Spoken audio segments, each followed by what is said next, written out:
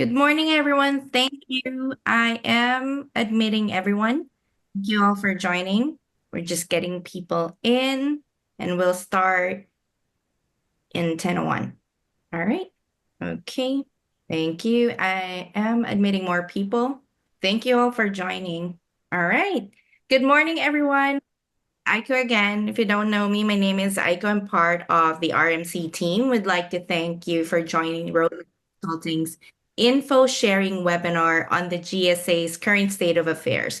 So this is just first of many series. We have six, and we're going to do this. So this is designed to actually provide you essential updates and strategic on GSA. So we encourage everyone to drop any questions that they may have in the chat feature, and so we can address them in an orderly and thorough fashion. And if you would like to view this recording, if you have a colleague who hasn't joined the webinar today, it will be linked in the YouTube channel and also to our social media platforms.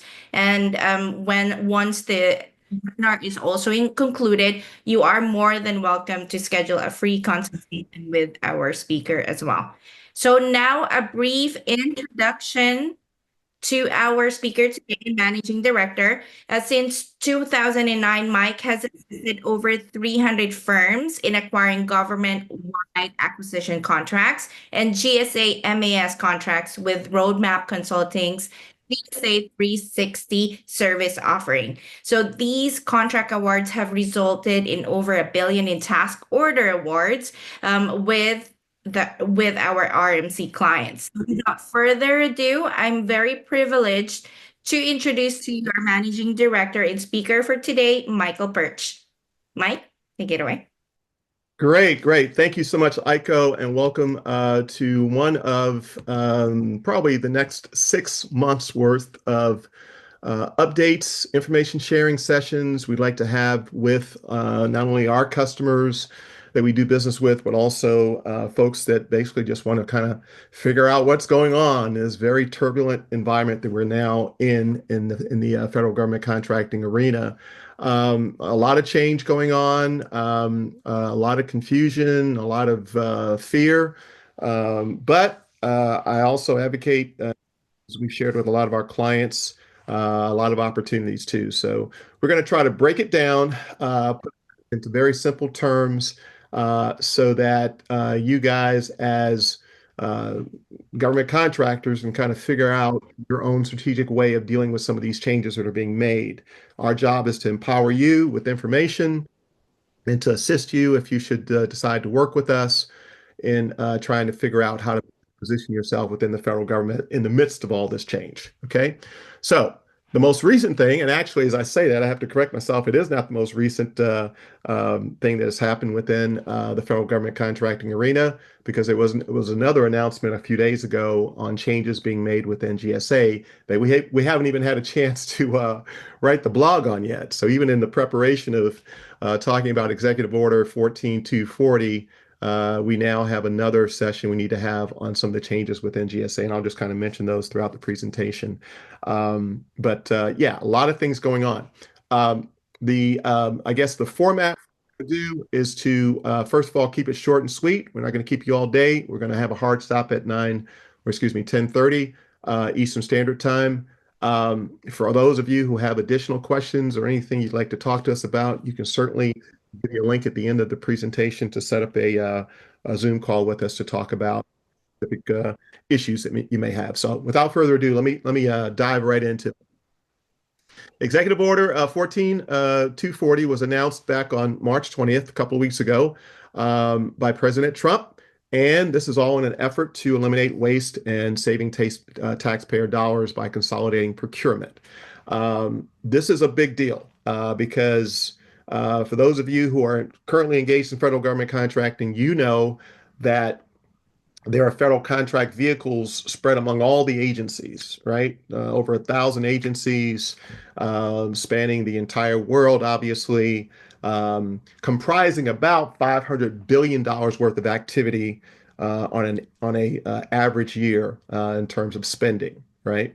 So the effort that President Trump is trying to do with consolidating the procurement vehicles is to optimize the buying on the part of the federal government and make it more centralized within GSA. That is the goal. Okay. So I say that in the second point to centralize domestic. Let's put a pin drop into domestic. That's one of those murky terms that we did note. One of two murky terms we did note in this executive order. Centralized domestic federal procurement of common goods and services. Pin drop number two, common goods and services under the GSA. Okay. It seeks to eliminate fragmented procurement processes and so on, contract vehicles to federal government contracts. Okay, so for the companies, majority of you who are small businesses, this might be deemed to be fairly good news in the sense that I know with the companies that we represent, it's like a jigsaw puzzle trying to figure out which agencies, first of all, to do business with. We can help them there to figure out what, who buys what they sell. But then beyond that, what are the vehicles that you need to be on in order to kind of be in the main streamline of activity, purchasing activity by that agency? Well, this is now, if this happens, the proposal that is being put forth, if it does go through, it will more streamline the vehicles under GSA. So you're not, trying to figure out, if you do business with NASA, how do I get onto SUIT? Or if I do business with NIH, how do I get onto CIOSP 3 or 4, I forget which one it is. But anyway, everything will be centralized under GSA. There'll still be an effort that you'll have to make to get on the buying vehicle within GSA, but it'll all be centralized under GSA. Okay. Now, the target of these changes is what is called the category management group of goods and services. Okay, those common goods and services, as I mentioned, as one of the pin drops, are those 10 categories listed that you see there. Okay, within this grouping of goods and services, there are what are called best-in-class contract vehicles, totaling about 40 or so. Okay, and that is being managed some by GSA, some by the agencies themselves. So the whole idea that is being proposed is to bring everything under GSA. Now, here are the issues that I see that basically identify the two murky items as well as what makes sense and what doesn't. Right. First of all, the two murky items: domestic. Right.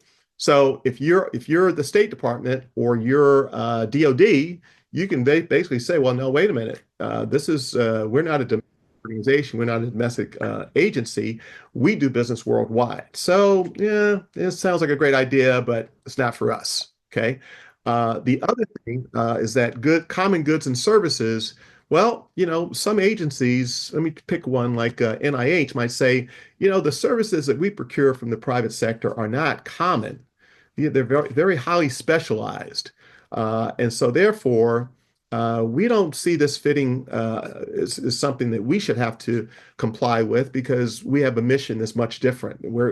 Our common goods and services are not common, right? So those are two outs that I see a lot of agencies making the argument to the Executive Office of the President as well as the Office of Management and Budget by saying this doesn't apply to us. Okay, so keep that in mind. The implementation, very aggressive implementation plan. The agencies must submit to GSA a plan within 60 days, which this was announced back on the 20th of March. So it's due on the 19th of May. Very aggressive in terms of how they may transition into GSA. After that plan has been received by GSA, then GSA must develop a full procurement consolidation plan within 90 days of the announcement, which is due by June 18th. And agencies may be required, this is big, this is a big deal, to use GSA contracts instead of their own for common goods and services. Again, that term common goods and services. What does that mean? That means that during the peak buying season, which happens between now and the end of September, all these changes are going to happen. Okay. Or they're proposed to happen. A lot of problems I can see there. And at the very end of this presentation, I'm going to give some recommendations that kind of fall directly in line with what I see as happening during this very transitional period on the part of how the government buys from the private sector. All right, but let's skip that and save that for the end. Expected benefits of the consolidation, cost savings, increased efficiency, greater standardization, reduction of contract duplication. Now, I will say this. No doubt in my mind, there is tremendous savings that can happen here. Let's face it, any of you who are on GSA schedule, um, you know that if you're selling anything from services like a project manager to pens to widgets or whatever it may be, you can find prices literally all over the map, right? For the same service or that same individual with the same years of experience, the same functional responsibilities, educational requirements. You can find that same person $100 or at 300 bucks, right? So there has to be some way that it ought to be standardized. The other thing, the flip side of that too, is that the agencies that buy off of GSA may be buying that same person, right? One agency may be buying that same person, same quals, right, at 300 bucks an hour, and another agency is buying that same person at 100 bucks an hour. There's got to be some ways to optimize that to make it more efficient and save dollars. So likewise, you also have pens that have the same um, description or the same requirements as far as how you write, what ink is being used, that have prices again ranging from $2 a pen to $10 a pen. So hopefully, again, all of these efforts on the part of the current administration can standardize things and make them a little bit more efficient by bringing in under GSA these contract vehicles. Um, Number five, concerns and potential drawbacks. So there are a lot of critics, right, that are saying that this will limit vendor competition. Those small businesses that did fight really hard to get on these vehicles, and we help a lot of these companies to get on these vehicles like Soup, like Vets 2, like GSA Stars. Well, GSA Stars is under GSA, but others, CIO SP4, others that are out there. Um, Now everything kind of shifts over to GSA. What happens to them? Small business impact uh, could be that those opportunities are reduced. There could be more bundling on the part of some of the buying agencies that once they move under GSA to save time, effort to get things done, especially before the end of the fiscal year. So that may favor larger firms, bigger firms, make it harder for small businesses to compete. Again, wait until the end. We got some recommendations to throw your way if you are a small business and these kinds of things are your concerns, right? Reduced agency autonomy. Well, this is interesting because one of the reasons why we have a wide proliferation of contract vehicles is because the agencies began looking at GSA, the GSA mass, and saying, wait a minute, as opposed to us paying the industrial funding fee that's passed on through the GSA schedule holders, why don't we create our own vehicles and we'll charge a equivalent of an industrial funding fee, and we will have greater control over how things are done within our agency. And that's how it all began, dating back from 1994 when the GSA mass was first established, and how the proliferation of vehicles have happened since then. So that's 30 years ago, right? Well, agencies like to manage their own contracts. They're not going to want to lose control over the decision making over who won that competition or how this statement of work is going to performance work statement is going to be put together. So the shifting over to GSA could slow down specialized or urgent purchases. Again, a recommendation we have for that you guys will find interesting, I think. But it's not going to go. This whole thing is not going to go down without a fight because these agencies want to hang on to their vehicles. They don't want to lose control. The timing, as I mentioned before, this is all happening during the peak buying season. My gosh, what a time to make these changes. And I understand it's during the first 100 days of the administration, and a lot of these changes, need to be done swiftly.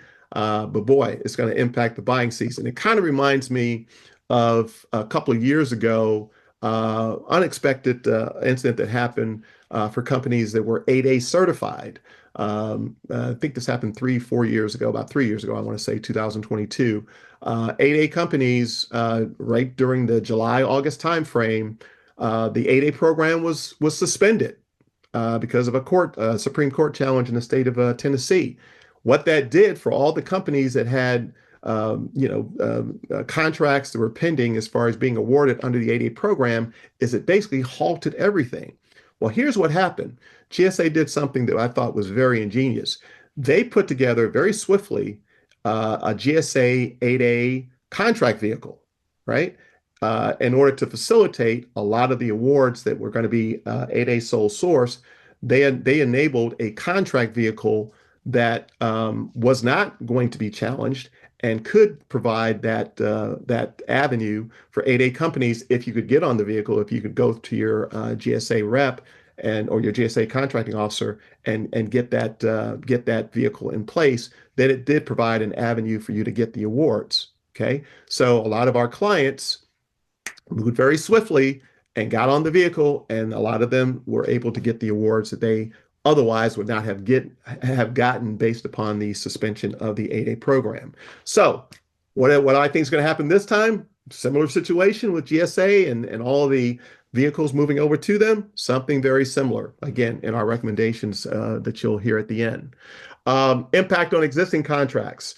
Agencies using GWACs like SOUP and CIOSP may have to shift to GSA. This is what the executive order is saying. So, you got to either have a good reason why not to, or you have to do it.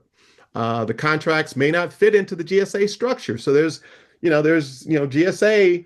I think there's a forecast that GSA may quadruple in terms of its size, its actual buying power, if all these things take place. Quadruple within a very short span of time.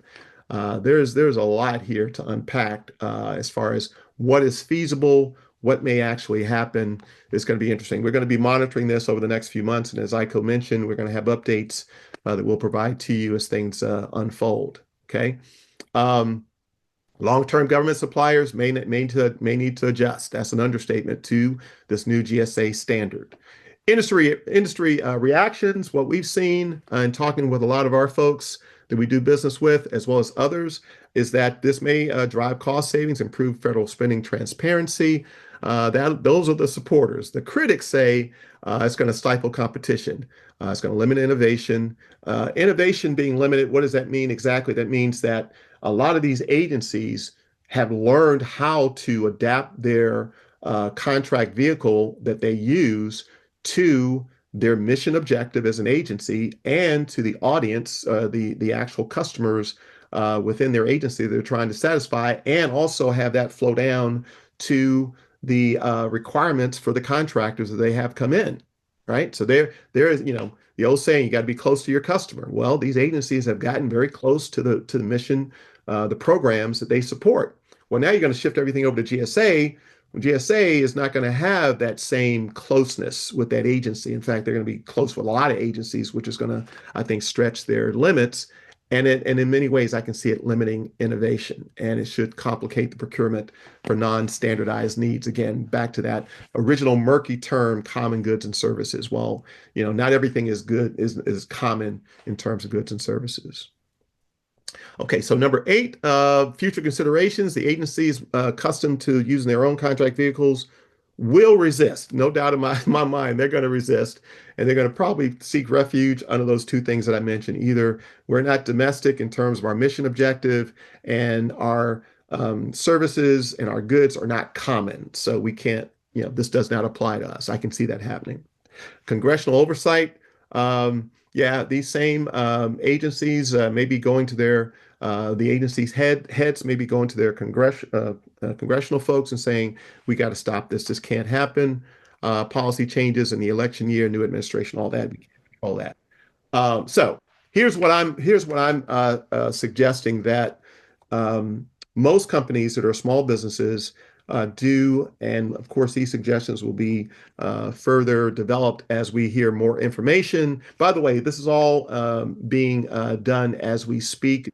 Changes being introduced.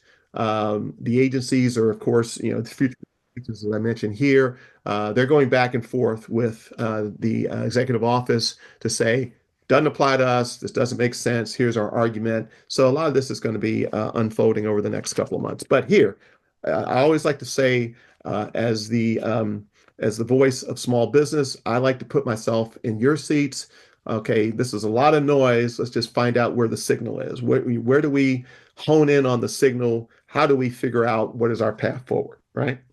What I would recommend is that a lot of companies do a few things. First of all, if you're not on the GSA Mass, I think that is a safe refuge to get on, one of the easier contract vehicles to get onto.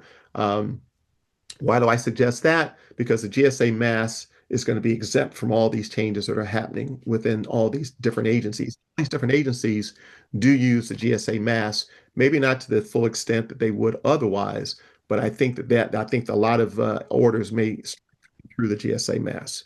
Once you're on the GSA Mass, here's the second step I would recommend, and we have a number of our clients doing it, and it's been effective. Once you're on the Mass, if you have an existing relationship with an agency, uh, go in and try to develop either a single award, which is tough, or a multiple award, BPA, BOA, or IDIQ. Relationship driven, you have past performance there. Talk to your contracting officer. Hey, especially as we're now entering into the buying season, all these changes are taking place. Let me and two other companies that do business with your agency compete for the task orders that are coming out in a multiple award BPA. That solidifies your relationship with that agency. It limits the competition. Again, you got to have an existing relationship in order to do this in most cases, but it's a great suggestion that has worked for a lot of our companies that we've worked with. The second or the third thing I'd say is to get on board with some of the larger companies, right? I see a lot of the business that is currently being done being bundled and moving towards some of the larger businesses that have a little bit more influence, a little bit more of an inroad into the agency, but you can benefit from those relationships of those larger companies because those larger companies do have a subcontracting plan that they have to maintain. So getting on board with the agency, number one, registering with the agency to do business that you're targeting, that you already may have a relationship with, as well as getting onto the registration site for the 100 largest prime contractors, and then taking the step to develop relationships at both the agency and at the prime contractors company. You can find out who the capture manager is at that agency, do a capabilities briefing for them, get to know them, because I think that a lot of business is going to flow to them as we get closer to the end of September. And you can be in a strategic position if you have a good relationship with them because they may flow down a lot of work to you. So those are the comments that I have. Um, all of this is in flux, right? It's gonna change over a period of but certainly, as we go forward, we will provide updates on a monthly basis on some of the things that we've seen happen in the last 30 days or since this whole thing began in March.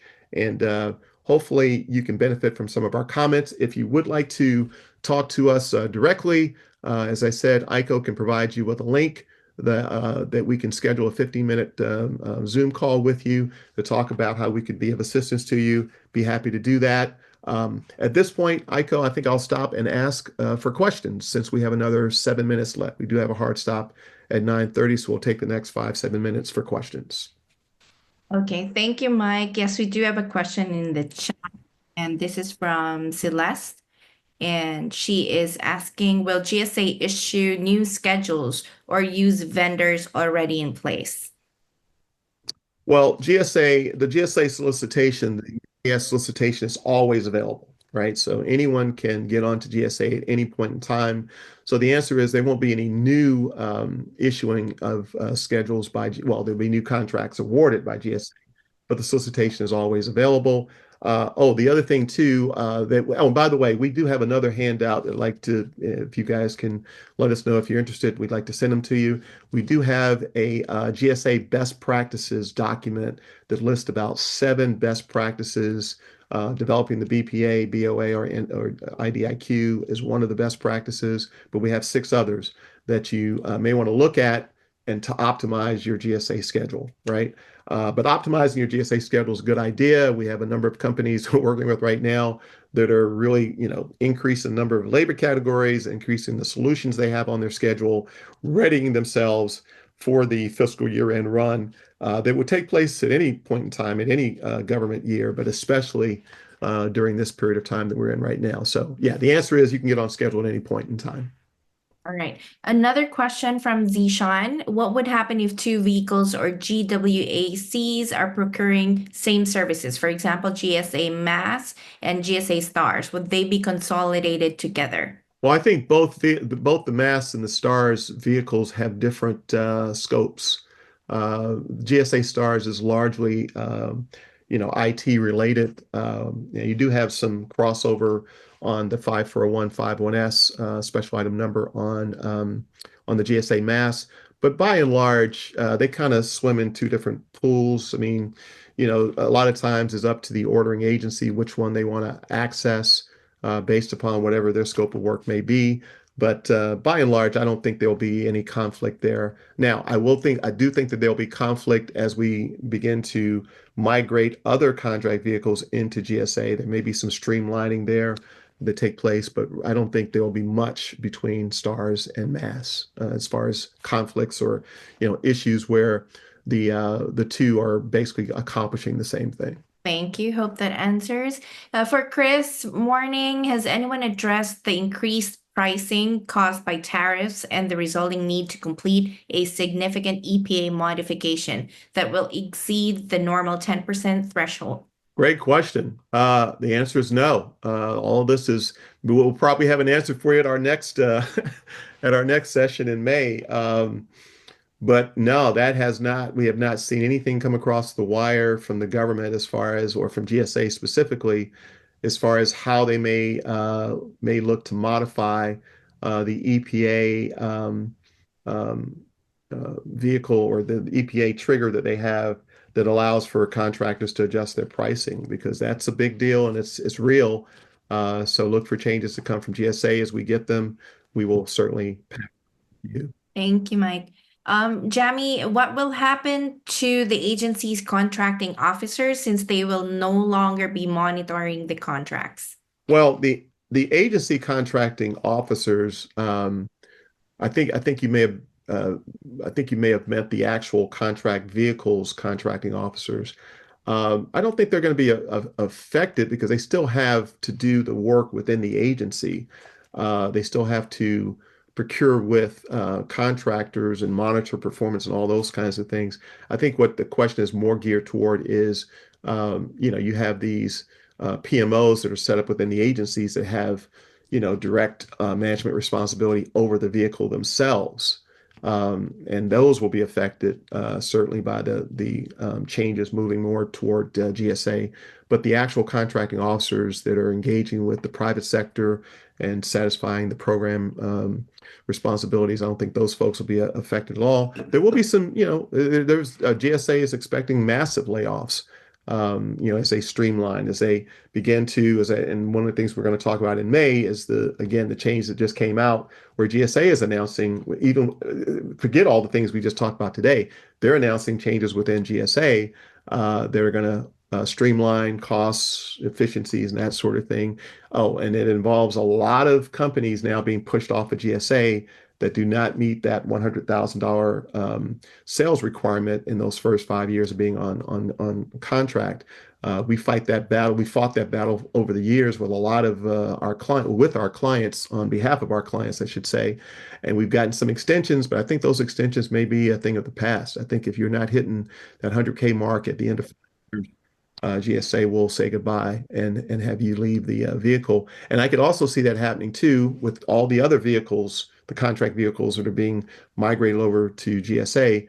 If you're not justifying the administrative burden of having you on a vehicle because you're not generating any business, GSA is going to say goodbye, and you'll have to start all over again as far as getting on the mass as well as other vehicles. And Savannah asks, where can the 100 largest prime contractors list be found? Send me an email. I'll send you that. USA Spending is one site. There's a couple of other sites. I can't think of them off the top of my head. But yeah, I can get you that information. Are you okay with one more question, Mike? Yeah. One more question before we say goodbye. Yep. Could there be a situation where this consolidation might actually slow down procurement for specific agencies that have urgent or unique needs? Absolutely. I mentioned that in one of the points I have here is that is going to really, really slow things down because all this change, during a typical year, right? Everyone's racing to spend their budget by September 30th. Um, that's just under normal circumstances, right? So add to it all that we see here and the unpacking of this executive order. Yeah, it's going to slow things down quite a bit. And that's why I say it's kind of favoring moving more toward, the GSA mass, BPAs, BOAs, IDIQs are in place to fulfill those orders. This kind of protected from all the activity that we've talked about today. All right. Thank you, Mike. And for the rest that has questions, we will email you the answers. Unfortunately, we are running out of time. For the virtual document that Mike is presenting now, you may check out his blog on the GSA executive order in the link that I place in the chat. We've also placed the URL for Calendly if you want to have a separate consultation scheduled with Mike, and we'll answer the rest through emails. If you have any further questions or clarifications for today's webinar. Thank you so much, everyone, for joining us today, and see you in our next webinars. You guys have a great day. Take care. All right. Thank you very much.